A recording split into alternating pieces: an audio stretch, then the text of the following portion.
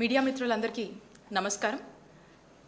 తిరుమల లడ్డు విషయంలో చేసిన తప్పుకు సమాధానం క్షమాపణ చెప్పు అన్నందుకు చంద్రబాబు నాయుడు గారు రాష్ట్రంలో హింసని రాజేస్తున్నారు. ముఖ్యమంత్రి స్థానంలో ఉండి శాంతి భద్రతలను కాపాడాల్సినటువంటి వ్యక్తులే రాష్ట్రంలో హింసను రాజేస్తున్నారు. గత 3-4 రోజులుగా మనం చూస్తూ ఉన్నాము ఏ విధంగా టీడీపీ గుండాలు బరి తెగించి రెచ్చిపోతున్నారు. మాజీ మంత్రులను అంబటి రాంబాబు గారును జోగి రమేష్ గారిని వారి ఇంటిపైన ఏ విధంగా దాడులు చేసి ఏ విధంగా హత్యాయత్నం చేశారో రాష్ట్ర ప్రజలంతా కూడా చూశారు. ఇదేదో అన్ఎక్స్పెక్టెడ్గా జరిగింది కాదు. ఇది ఖచ్చితంగా ఆర్గనైజ్డ్గా ప్లాన్డ్గా భయభ్రాంతులకు గురి చేసేటువంటి దాడిలా మనం చూడాల్సినటువంటి అవసరం ఉంది. ఎందుకంటే అక్కడ ఉన్నటువంటి స్థానిక ఎమ్మెల్యే ఇమీడియట్గా సీన్లోకి వచ్చి మేమే దాడులకు దిగపడ్డాము అని చెప్పి ఆవిడే స్టేట్మెంట్ ఇచ్చారు. అందరు కూడా చూశారు. అంటే స్వయాన ఎమ్మెల్యేనే సీన్లోకి వచ్చి గంటల సేపు నిలబడి మీ పార్టీ అధికారులే మీ మాట వినట్లేదని దానికోసం మీరు నంబర్ ఆఫ్ కంప్లైంట్స్ ఇచ్చి నంబర్ ఆఫ్ ప్రెస్ మీట్స్ పెట్టి మీ బాధలన్నీ మీరు చెప్తా ఉంటారు. ఇది నేను చెప్తుంది కాదండి. మీ ప్రెస్ మీట్లు ఉన్నాయి, మీ కంప్లైంట్స్ ఉన్నాయి. అక్కడ ఉన్నటువంటి ప్రజలను అడిగితే వాళ్ళందరూ కూడా చెప్తారు. కాబట్టి మీ పార్టీ ఈ ఎపిసోడ్లో మిమ్మల్ని బలిపశువు చేస్తుందని మీకు వినిపించుకుంటా ఉన్నాను. కాబట్టి మీరు ఒకసారి ఆలోచించండి. రేప్ అనేది ఒకటి ఉంటుంది. కొత్తగా ఎమ్మెల్యేగా అయ్యారు పాపం. కాబట్టి రేప్ అనేది ఒకటి ఉంటుంది. ఆ రేప్ అనేది గుర్తుపెట్టుకొని దాని తగ్గట్టుగా మీరు ఉంటే బాగుంటుంది అని చెప్పి కోరుతా ఉన్నాను. కాబట్టి ఇంత ఆవేశము ఈ విధంగా ముందుకు వెళ్ళడం అనేది రాష్ట్ర ప్రజలందరూ కూడా చూస్తున్నారు. ప్రజలన్నీ కూడా గుర్తుపెట్టుకుంటారని తెలియజేస్తూ ఉన్నాను. ఈవిడిలా అయితే ఇక అక్కడ కేంద్ర సహాయ మంత్రి ఆయన ఈ దాడి జరిగేటువంటి కొన్ని గంటల ముందు ఏం మాట్లాడారు ఒకసారి చూద్దాం. పెమ్మసాని గారు ఈ సిబిఐ సిట్ ఇచ్చింది ఏమని, దీంట్లో ఎక్కడ కూడా జంతుకోవు కలవలేదు నెయ్యిలో అని చెప్పారు. ఎన్డీడీబీ కూడా అదే స్పష్టం చేసింది. There is no lard detected అని చెప్పేసి, ఇందులో జంతుకోవు కలవలేదు అని చెప్పి స్పష్టంగా డిటెక్టెడ్ అని చెప్పేసి, ఇందులో జంతుకోవు కలవలేదు అని చెప్పి స్పష్టంగా చెప్పారు. మాది జీర్ణించుకోలేక వీళ్ళు డైవర్షన్ పాలిటిక్స్ చేస్తూ ఉన్నారు. నేను మా నాయకులతో బోయపాలెం గుడికి అక్కడికి వెంకటేశ్వర స్వామి గుడికి వెళ్ళి అక్కడ పూజలు నిర్వహించి బయటికి వస్తే నానా రభస చేశారు. ఒక్కసారి అది వీడియో ప్లే. ఇక్కడ విచిత్రం ఏంటంటే నేను గుడిలోంచి బయటకు వచ్చినప్పుడు వాళ్ళే బయటకు వచ్చేలోపు ఈ రభసంతా చేసి మా మీద దాడి చేయడానికి, మా కారు మీద దాడి చేసి ఇలాంటి స్లోగన్స్ ఇచ్చి ఇష్టం వచ్చినట్టుగా మాట్లాడి మా మీద దాడి చేసి తిరిగి ఈరోజు చూస్తే విచిత్రం ఏంటంటే ఈరోజు నా మీద మా క్యాడర్ మీద కేసు కట్టారు. ఈ కేసు గురించి కూడా చెప్తాను మీకు.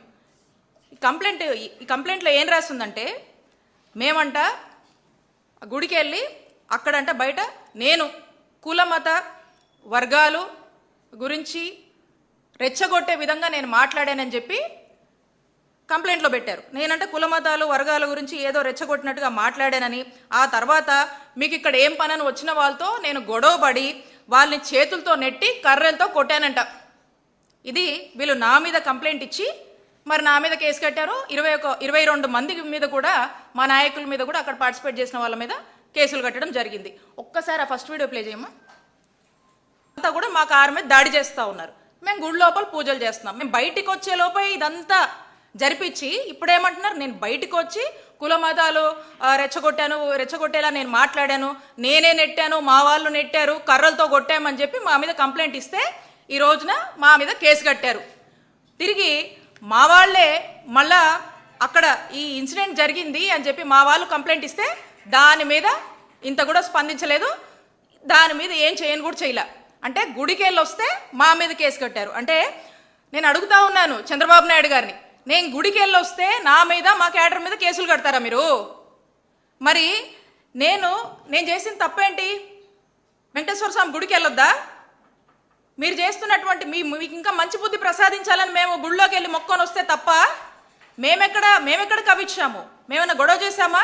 మా మానాన్ని మేము గుడికి వచ్చాము, మేము సైలెంట్గా మా పని మేము చేసుకుని వెళ్ళుకుంటే టీడీపీ గుండాల్లాగా మీ వాళ్ళు వచ్చి ఈ విధంగా చేసి మా మీద కేసు కడతారా? ఎక్కడ పోతుంది లా అండ్ ఆర్డర్? ఏమవుతుంది? నేను కుల మతాలని రెచ్చగొట్టానా? మరి ఈ విధంగా ఇప్పటికైనా ఆ కలియుగ దైవమైనటువంటి వెంకటేశ్వర స్వామి మీకు ఇప్పటికైనా మంచి బుద్ధి ప్రసాదించాలని కోరుకుంటున్నాను. మీరు వెంకటేశ్వర స్వామితో పెట్టుకుంటున్నారు. వెంకటేశ్వర స్వామి పెట్టుకుంటే ఎటుంటుందో తెలుసు కదా, ఏమవుద్దో తెలుసు కదా, అది మీకే వదిలేస్తున్నాను. కాబట్టి నేను ఒకటే చెప్తా ఉన్నాను, ఇప్పుడు కూడా పోలీసులు మేము ఇచ్చినటువంటి కంప్లైంట్ మీద రెస్పాండ్ అవ్వలేదు. నేను ఇదంతా ఎందుకు చెప్తున్నానంటే రాష్ట్ర పరిస్థితులు ఎలా ఉన్నాయి అని చెప్పడానికి దుదరిస్తూ ఉన్నాను. కాబట్టి నేను చంద్రబాబు నాయుడు గారిని ఒకటే కోరుతా ఉన్నా, మీరు ఎంతసేపు రెడ్ బుక్ ఇంప్లిమెంటేషన్ అంటా ఉన్నారు కదా, అదే మీరు ఫాలో అవుతున్నారు కదా, 20 నెలలుగా కూడా మీరు చేస్తుంది అదే కదా. కాబట్టి మీ రెడ్ బుక్ ఇంప్లిమెంటేషన్లో భాగంగా రేపు అసెంబ్లీలు ఉన్నాయి కదా చంద్రబాబు నాయుడు గారు, రేపు అసెంబ్లీలో వైసీపీ వాళ్ళు సామాన్య ప్రజలు ఏ గుళ్లకు వెళ్ళొద్దని ఓ చట్టం చేయండి.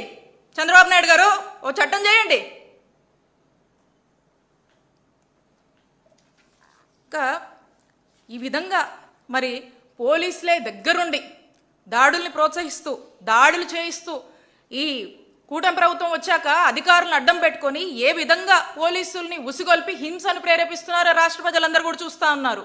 మరి దీని పర్యావసనమే అంబటి రాంబాబు గారి మీద దాడి, జోగి రమేష్ గారి ఇంటి మీద పెట్రోల్ బాంబులు ఏ విధంగా వేసి ఏ విధంగా అక్కడ భయభ్రాంతులకు గురి చేశారో మనమంతా కూడా చూస్తున్నాము.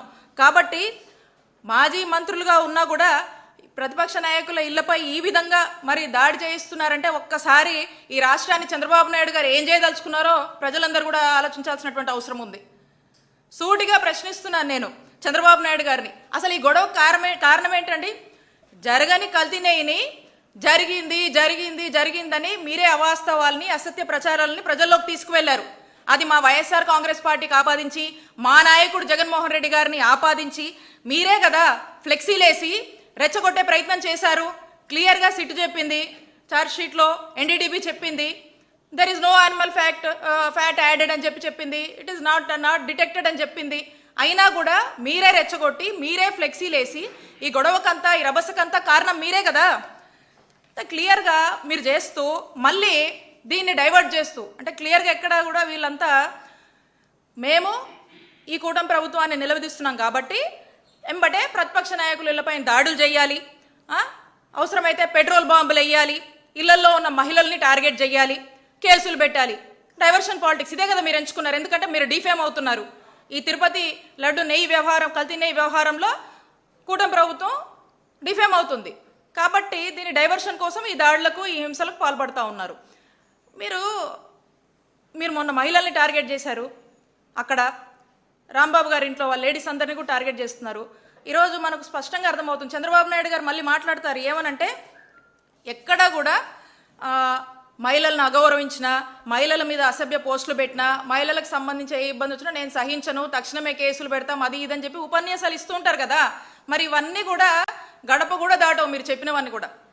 అలా మాటలకి మీ మీడియాలో రాసుకోవడానికి పరిమితం తప్పితే ఇవేమీ కూడా చేతల్లో సాధ్యమయ్యేటివి కావు. ఎందుకంటే మీరే మహిళల్ని టార్గెట్ చేస్తారు, మళ్ళీ మీరేదో మహిళలకు చేసేస్తున్నట్టు, మహిళా పక్షపాతిలాగా మహిళల గురించి తెగ ఆలోచిస్తున్నట్టు, మహిళకి ఏ ఇబ్బంది వచ్చినా మీరేదో తెగ చేస్తున్నట్టు మళ్ళీ మీరే బిల్డప్ ఇస్తారు. కాబట్టి ఇక్కడ నేనున్నాను, ఒక బీసీ మహిళను నా మీద పలుసార్లు దాడి చేశారు. ఈ విషయంలో కూడా నేను గుడికి వెళ్తే నా మీద కేసు కట్టారు. మరి దీనికి మీరేం సమాధానం చెప్తారు? అసభ్యంగా సోషల్ మీడియాలో నంబర్ ఆఫ్ పోస్టులు పెట్టి వేధిస్తూ ఉన్నారు. మా పరిస్థితి ఇలా ఉంటే రాష్ట్రంలోని సామాన్య మహిళల పరిస్థితులు ఏంటండి? సమాధానం చెప్పండి చంద్రబాబు నాయుడు గారు. దీనికి ఏముండదు. ఇవన్నీ చూస్తుంటే అసలు రాష్ట్రంలో ఆటవిక పాలన నడుస్తుందా అనిపిస్తుంది. లా అండ్ ఆర్డర్ ఉందా అని ప్రతి సామాన్యుడు ప్రశ్నించేటువంటి పరిస్థితి ఈరోజు నెలకొంది. There is no democracy, no Indian constitution, no law and order. ఇది మన రాష్ట్ర పరిస్థితి. జంగల్ రాజుగా మారింది ఈరోజు మన రాష్ట్రం. ఈ విధంగా 20 నెలలుగా మనం చూస్తూ ఉన్నాము. కంటిన్యూస్గా ఇదే తంతు. ఏమంటే రెడ్ బుక్, లోకేష్ గారు red book implementation, red book agenda, red book policy, red book governance. రాష్ట్రంలో యథేచ్ఛగా కూడా ఇదే నడిపిస్తూ ఉన్నారు. అందుకే మన ఆంధ్రప్రదేశ్ రాష్ట్రంలో అంబేద్కర్ గారు రాసినటువంటి రాజ్యాంగం ఎటో పోయిందండి. దానికి తూట్లు పొడిచేశారు. ఈ ఐపీసీ అంటే ఏమైంది తెలుసా? మన రాష్ట్రంలో ఐపీసీ అంటే ఈ ఐపీసీని ఏదైతే ఉందో దాన్ని లోకేష్ పెనల్ కోడ్గా మార్చారు. ఈ బిఎన్ఎస్ని బాబు న్యాయ సంహితగా మార్చారు ఆంధ్రప్రదేశ్ రాష్ట్రంలో. మరి ఈ విధంగా రెడ్ బుక్తో గందరగోళం చేసి రాష్ట్ర ప్రజల్ని భయభ్రాంతులకు గురి చేస్తున్నటువంటి పరిస్థితులు మనం చూస్తూ ఉన్నాము. వాస్తవంగా ప్రతిపక్షం అంటే ఏంటండి? ప్రజల పక్షం. మీ చేతగానితనాన్ని, మీ తప్పుల్ని, మీ లోపాలని ప్రతిపక్షంగా మాట్లాడే హక్కు ప్రతిపక్ష నాయకులకు ఉంది. మేము ప్రశ్నిస్తాం, మేము ప్రజల పక్షాన పోరాడతాం. ఏ వర్గానికి అన్యాయం జరిగినా వైఎస్ఆర్ కాంగ్రెస్ పార్టీ వాళ్ళకు మద్దతుగా నిలబడుతుంది. మీరు చేస్తున్న తప్పులు తప్పని అంటుంది. మీరు ప్రజల కోసము ప్రజలకు మంచి పాలన ఇవ్వాలని చెప్పేసి మేము కోరుకుంటాం. అది జరగనప్పుడు మేము ప్రశ్నిస్తాం మిమ్మల్ని. మరి ఈరోజు అలాంటి పరిస్థితి వస్తే గొంతెత్తి మాట్లాడితే దాడులు చేస్తున్నారు, హత్యాయతనాలు చేస్తున్నారు, గూండాయిజం చేస్తున్నారు, రౌడీయిజం చేస్తూ ఉన్నారు, భయపెడుతున్నారు. అయినా కూడా ఎవ్వరూ భయపడం ఇక్కడ. ఎందుకంటే ఈ రాష్ట్రమేమీ మీ జాగీర్ కాదు.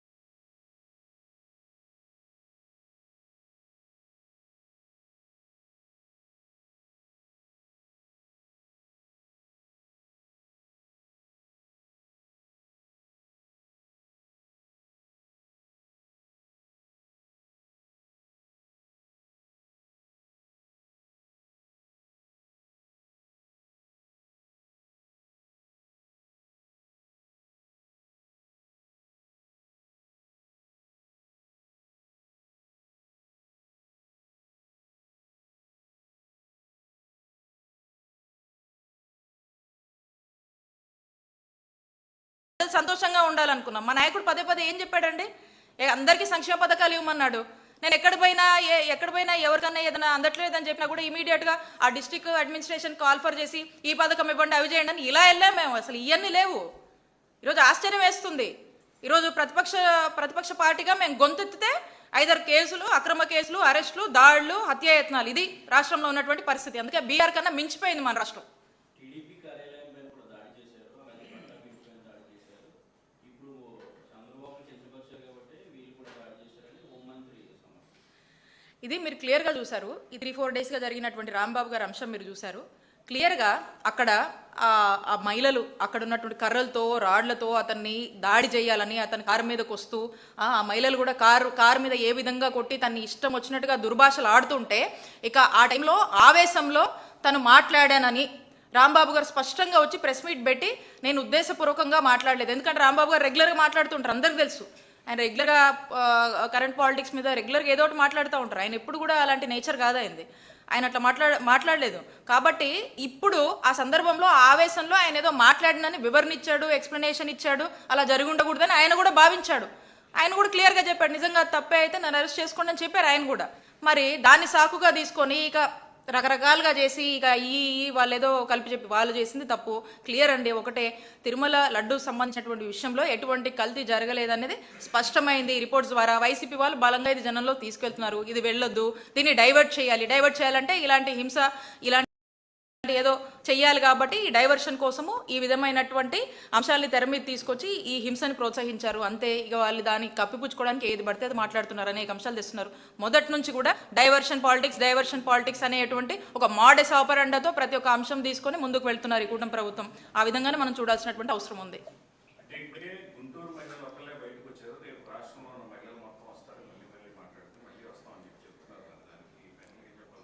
అదే అన్న, ఇప్పుడు మనం చూస్తూ ఉన్నాము గుంటూరు మహిళలు, ఆ ఎమ్మెల్యే గారు ఏ విధంగా మాట్లాడారో. హింసని పాలకులుగా ఉండి వాళ్ళే మాస్ వార్నింగ్లు ఇస్తూ హింసని వాళ్ళే ప్రోత్సహిస్తున్నారు. ఇది తప్పు. ఇది ఒక చెడు సంస్కృతి, ఇది ఒక విష సంస్కృతి. దీనికి ఫుల్ స్టాప్ పడాలి. ఇది కరెక్ట్ కాదు. ప్రతిపక్షంగా ప్రజలకు సంబంధించినటువంటి అంశాల్లో ఏదైనా మాట్లాడేటువంటి హక్కు ప్రతిపక్షంగా ఈ డెమోక్రసీలో మనకు ఉంది. అపోజిషన్ పార్టీ చేసే పని వాళ్ళు చేసుకుంటారు. యాజ్ అ పబ్లిక్ రిప్రజెంటేటివ్స్ వాళ్ళు చేసే చట్టాలు వాళ్ళు చేసుకుంటూ వాళ్ళు ప్రజలకు మంచి అడ్మినిస్ట్రేషన్ ఇవ్వాల్సినటువంటి బాధ్యత వాళ్ళకు ఉంది.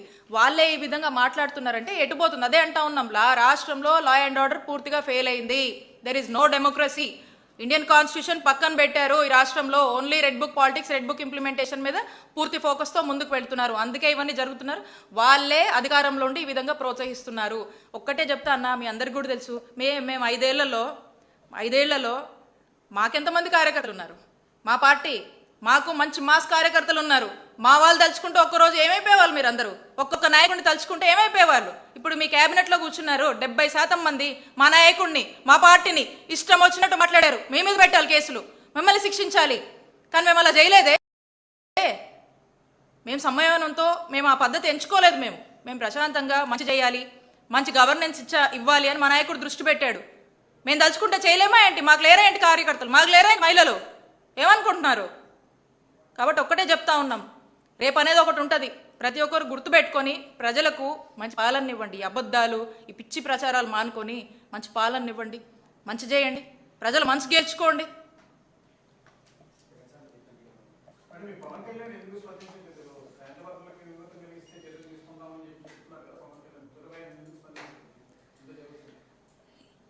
ఇప్పుడు వాళ్ళు డిఫెన్స్లో పడ్డారు కదండి.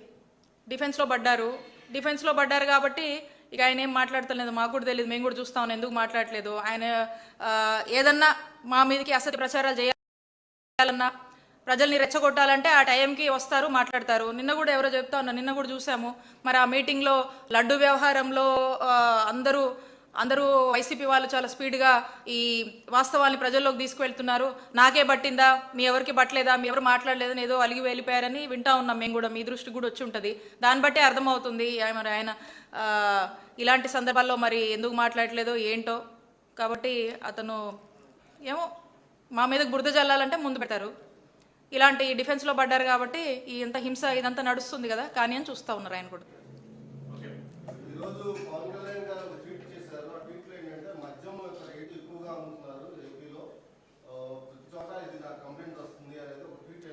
అదే అన్న, డైవర్షన్ పాలిటిక్స్. ఏదన్నా ఒకటి జరుగుతుంది అనుకోండి, సడన్గా ఇంకొక అంశాన్ని తెచ్చి డైవర్ట్ చేయడము. మొదటి నుంచి కూడా ఇదే కదా. ఏదో ఒక అంశం తెస్తారు, మోడెస్ ఆపరెండా. ఇప్పుడు తిరుపతి లడ్డు విషయం కూడా అదే కదా.